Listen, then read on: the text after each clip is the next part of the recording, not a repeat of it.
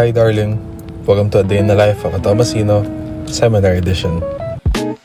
So today, seminar lang kami kasi nag-announce sa transport strike, so EVM ang klase. So ayan, the usual, lagay ng gamit sa likod, tapos tara, alis na tayo.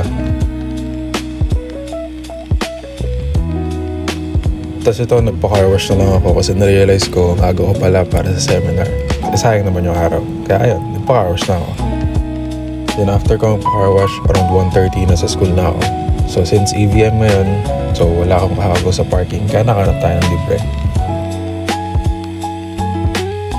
Tapos grabe, ganito pala pakiramdam kapag microwave, sobrang init.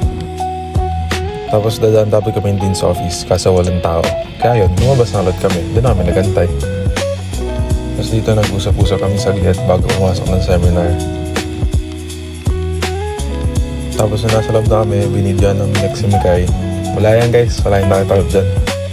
Tapos dito hindi ko alam ba't nag-video ako, pero isama ko na lang. Hi shoutout sa'yo.